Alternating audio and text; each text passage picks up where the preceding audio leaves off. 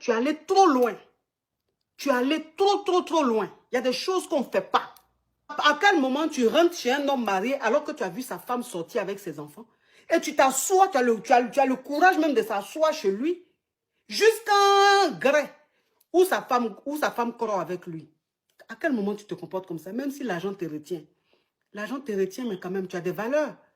Tu finis. Donc, ça veut dire que tu es allé chez le monsieur là. Tu as risqué. Parce que ça, imagine si sa femme, elle avait oublié quelque chose à la maison, qu'elle revenait, qu'elle te trouvait en train de griller avec son mari, elle pouvait te dire. Et si elle te jassait, même si on la mettait en cabas, elle n'allait même pas durer. Parce que tu es venu sur son territoire. Et tu finis de griller avec le monsieur, c'est 300 cas il te donne. Mais vois un peu le degré de la poivreté dans laquelle tu es. Parce que tu ne peux pas risquer ta vie pour des miettes pareilles. Tu ne vas pas faire ce que tu as fait là pour 300 cas. Tu fais ce que tu fais là pour des millions, pas pour des billets. 300 cas.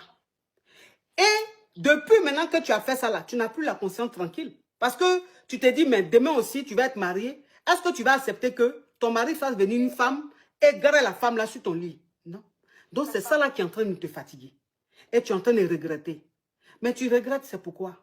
Et tu me dis que tu regrettes, tu as envie d'arrêter la relation, mais en même temps, comme le monsieur est fructueux, tu n'as pas envie d'arrêter parce qu'il te donne le jet. Bon, tu as rappelé maintenant là, c'est pourquoi je te dis quoi, ma chérie? Au stade où toi tu es arrivé là, moi quand tu arrives à ce stade-là, je ne peux plus te conseiller. Voilà. Moi, les conseils que je pouvais te donner, c'est ce que je t'ai donné. Et quand tu as dit que tu partais dans la résidence du monsieur parce que tu voulais le voir, puisque tu ne connaissais pas son lieu de travail, tu voulais le voir au moins pour lui demander pardon. Parce que tu l'aimais encore, ou même tu aimais encore son argent. Mais jusqu'à aller chez lui, jusqu'à garer dans sa maison, sur le lit de sa femme, là, c'est-à-dire à ce stade-là, moi, je ne peux plus te parler. Ce n'est pas que je te juge, hein, je ne suis pas Dieu. Mais je veux dire, à ce stade où tu as du remords, là, la seule personne qui peut maintenant te suivre pour te rassurer, pour comprendre ce que tu dois faire, c'est un homme de Dieu. Si tu es chrétienne, va voir un homme de Dieu. Si tu es musulmane, va voir un imam. C'est-à-dire que va voir un homme de Dieu, tu vas te confesser, tu vas dire. Et l'homme de Dieu maintenant va te dire ce qu'il faut faire, ou bien il va te demander de prier, ou bien de jeûner, ou bien de faire ceci, cela. Mais moi, ce n'est plus à mon niveau. Parce que là, tu es allé trop loin. Tu es allé trop loin. Il y a des choses qu'on ne fait pas. Il y a des choses qu'on ne fait pas. C'est-à-dire, tu allais prendre la poisse, tu as mis la poisse sur toi. Ça va te suivre. Tant qu'on ne te lave pas là, cette poisse-là va te suivre. Tant qu'on ne te lave pas, cette poisse-là va te suivre.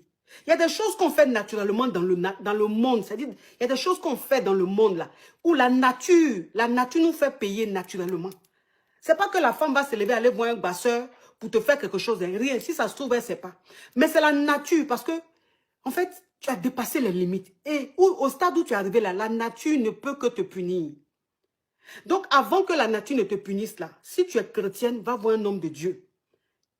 Ça ne va pas arriver. Il va prier pour toi comme c'est un homme de Dieu. Dieu va lui parler, il saura quoi faire pour te faire pardonner. Si tu es musulmane, un imam va te dire ce qu'il faut faire. Mais au stade où c'est arrivé là, moi, ça me dépasse. Ouais, moi, ça me dépasse. Parce que moi, c'est ce que je vous dis toujours. Je dis, je suis beaucoup spirituel. Je suis beaucoup spirituel. Et je crois à la loi de la nature. Et je crois aux conséquences de la nature. Et je sais que quand la nature veut frapper, elle frappe très mal. C'est pour ça qu'il y a des choses qu'il ne faut pas faire. Sortir avec un homme marié, ma chérie, je ne peux pas te condamner pour ça parce qu'on est né pour trouver. On va déjà pour laisser. Ça, c'est un phénomène. Mais quand tu sois avec un homme marié, en tant que femme, il faut respecter sa vie de famille. Il faut respecter sa femme. C'est-à-dire qu'il y a des choses qu'on ne fait pas. Quand tu fais ça là, ma chérie, ce n'est pas bon. Donc, comme je t'ai dit, va voir un homme de Dieu. Moi, je ne peux plus te conseiller. Là, j'ai atteint ma limite. D'accord, ma cousine. Merci, ma cousine. Oui. Donc, ça veut dire que tu as ta femme de galère et tout. Aujourd'hui, tes activités marchent bien, mais elle ne te respecte pas, elle ne respecte pas ta famille. Donc, tu veux savoir qu'est-ce que tu fais? Oui, oui. Ok. Mais pourquoi, quand tu étais en galère, là, son impolitesse ne te dérangeait pas, et puis c'est maintenant où tu t'en sors, là, ça te dérange? Non, non, non. Elle était pas impolie, ma coach. Elle était cette femme-là. Pour moi, j'avais trouvé l'amour. J'avais trouvé vraiment cette femme-là, en tout cas. Aujourd'hui, c'est vrai qu'il y a des coupes, de haut et de bas. On a traversé tout ça, là. Vraiment, maintenant, elle ne veut plus rien comprendre. La famille, c'est loin. Il faut laisser la famille loin. Et toi-même, le mari, quand tu parles, quand tu as un mot, elle est là à 6. Donc tout a changé. Tout a changé. Tu fais comment, ma gauche? Donc, ça veut dire que quand tu galérais avec elle, là, elle était respectueuse, elle te respectait, elle respectait ta famille. C'est depuis que tu t'en sors, là, elle ne respecte plus ta famille. Oui, oui, elle était très polie, ma coach. Très polie. Tu sais, je ne dis pas que ce que tu dis n'est pas vrai. Je ne dis pas que ce que tu dis n'est pas vrai. Mais enfin, je dis, tu parles à une femme qui est très intelligente, qui a un cerveau qui réfléchit, qui analyse les choses. Et qui se dit que, dans la logique, tu ne peux pas être avec un homme qui n'a rien. Un homme avec qui tu es en train de galérer. Et que pendant qu'il galère là, ça veut dire que où tu dois lui manquer de respect là, tu le respectes. Tu respectes sa famille. C'est pas là où il va s'en sortir, Dieu va le bénir, ses affaires vont prospérer. Ou maintenant la femme est à l'aise, c'est pas là maintenant elle va manquer du respect à son homme. Donc je veux simplement te dire que il y a quelque chose qui ne tourne pas en rond dans ce que tu expliques. Il y a quelque chose qui ne tourne pas en rond dans ce que tu expliques. Tu sais, quand on veut laisser son chien, quand on veut abandonner son chien, on l'accuse de rage. Voilà. Quand on veut se débarrasser de quelqu'un, il faut lui trouver des défauts. Il faut lui trouver, voilà. Il faut trouver une raison, il faut trouver une cause. Je pense que cette femme-là, tu as galéré avec elle. Pendant ta galère, ce n'était pas vraiment ton choix. Tu étais avec elle parce que tu n'avais rien. Aujourd'hui, Dieu t'a béni, tes activités prospèrent et tout. C'est maintenant que tu réalises que cette femme-là, en fait, tu ne l'aimais pas. Et que aujourd'hui, comme tu t'en sors financièrement, il y a peut-être un modèle, un profil de femme qui te convient. Donc, tu veux laisser ta femme de galère, mais il faut que tu trouves. Parce que si ta femme a respecté tes parents pendant que tu étais pauvre, si ta femme t'a respecté pendant que tu étais pauvre, ce n'est pas maintenant où tu as l'argent. Elle ne va pas te respecter, elle ne va pas respecter ta famille. Donc, ta famille et toi, vous n'êtes pas reconnaissants. Vous êtes ingrats. Oui. Non, mais je te dis sincèrement, vous êtes ingrats. Donc, ça veut dire qu'aujourd'hui, comme tu t'en sors, tes parents veulent que tu laisses la femme là. Et donc, il faut que vous tous ensemble, vous la traitez d'impoli. C'est pas bon, mon frère. De toute façon, tu es resté avec elle jusqu'à elle t'a soutenu. Elle est restée avec toi aujourd'hui. Dieu a béni tes activités là. Il faut faire attention. Peut-être que les petites filles de dehors, là, tu commences à voir les petites filles de dehors, les filles même, tu rêvais de les avoir. Comme tu étais poivre, elles ne te regardaient pas. Aujourd'hui, là, ces filles-là te regardent parce que tu as l'argent. Tu veux laisser celle qui est restée avec toi, qui t'a soutenu. Faut pas faire ça, mon frère. Si tu veux la tromper, là, tu es libre. En tout cas, c'est la mère de ma fille et je l'aime beaucoup. Tu l'aimes pas. Si tu l'aimais, là, tu n'avais pas venu dire ce que tu es en train de dire, là.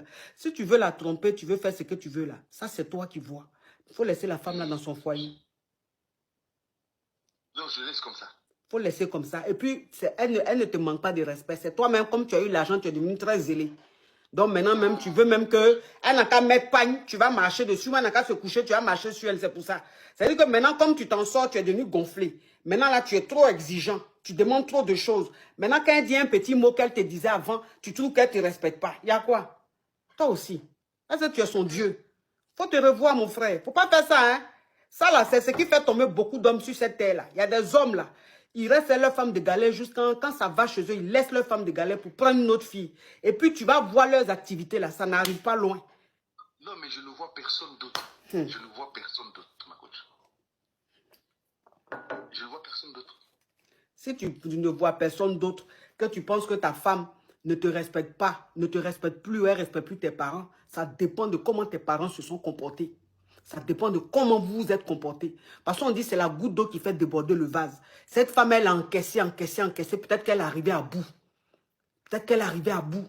Peut-être qu'elle estime qu'il faut qu'elle se défende. Sinon, son cœur va la lâcher un jour. Elle va avoir AVC. Elle a trop supporté. Donc, si aujourd'hui, elle ne vous respecte pas là, ça dépend de comment vous l'avez traité ou même comment vous la traitez. Donc, elle est en train de se défendre. Sinon, pourquoi? Quelqu'un qui t'a respecté quand tu étais pauvre, c'est pas quand tu vas avoir l'argent, la personne ne va plus te respecter. Enfin, je dis, il n'y a pas de logique. Il n'y a pas de logique. Ma coach, les parents restent les parents. Aujourd'hui, il peut avoir un accrochage avec les parents de ton mari. Il reste les parents. Moi, je respecte la belle famille. Peu importe ce qui se passe là. peu importe ces débordements, moi, quand je vais vers la belle famille, je parle avec respect. Ah, maman, essaie de parler avec l'enfant. Essaye un peu de voir, regardez ça, moi j'ai remarqué, ça marche pas. Où je demande conseil, là, c'est toujours c'est ma belle famille. C'est toujours c'est ma belle famille, je demande. Donc c'est ses parents, elle, que je demande conseil. Ah, voilà ce qui ne marche pas entre nous. Est-ce que vous ne pouvez pas arranger ça? Je viens avec respect. Mais elle, quand elle est face à les parents, là, face à mes parents, c'est l'on enragé. Toi, tu vas demander conseil à ses parents parce que tu as une belle famille très respectueuse qui connaît les bonnes manières. Est-ce que c'est de même pour ta famille? Je ne juge pas ta famille, mais je veux simplement dire, si toi-même l'homme, tu laisses ta famille pour aller demander des conseils à la famille de ta femme, c'est que tu sais que cette famille est bien éduquée. Cette famille-là connaît des bonnes manières. Donc, c'est pour éviter d'exposer ma femme. Non, mais c'est pour éviter d'exposer ta famille. Mais si tu ne, c'est ta femme, ton foyer. Mais si tu ne veux pas exposer ton foyer, tu ne vas même pas aller parler de ta vie de couple dans ta belle famille. Parce que c'est aussi une façon d'exposer ton couple. Je pense que si tu vas plus te confier à ta belle famille, c'est parce que tu as une belle famille qui est vraiment réfléchie, qui connaît les bonnes manières. Donc si aujourd'hui ta femme, tu penses qu'elle ne respecte pas ta famille, c'est que ta famille a trop fait. Ta famille l'a poussée à bout. C'est vrai que c'est la belle famille, il faut quand même respecter la belle famille, mais je veux dire au bout d'un moment, attends, elle a quand même un cœur, c'est pas un robot, tu vois ce que je veux dire? Donc toi aussi, il faut que tu sois aussi ce genre d'homme. Souvent aussi à dire la vérité à tes parents. Tes soeurs, là, quand elles abusent, il faut avoir le cran de leur dire. C'est pas parce que ce sont tes soeurs que si elles abusent, tu vas les regarder et que ta femme ne doit pas broncher. Non, il faut aussi parler à tes soeurs. Elles n'ont qu'à s'occuper de leur foyer, il y a quoi? Elles sont dans ton foyer comme ça, tu as commandé la femme là chez elle. Pourquoi? Pourquoi? Elles n'ont qu'à se calmer. Elles n'ont qu'à se calmer. Il ne faut pas faire ça, mon frère. Toi-même là, tu as des enfants. Si tes soeurs sont en train de mal se comporter avec ta femme, tes soeurs sont en train de manquer de respect à ta femme, il faut dire à tes soeurs, elles n'ont qu'à se calmer, que c'est ta femme, c'est la mère de tes enfants, c'est ta femme de galère. Ta maman, même si ta maman même a un comportement bizarre, tu peux dire, ah maman, toi aussi, doucement, ma femme, maman, doucement, tu es ma maman, je t'aime, mais doucement, maman, s'il te plaît, c'est ma femme, c'est la mère de mes enfants. Hein? Celle qui m'a élevé, c'est ta petite soeur.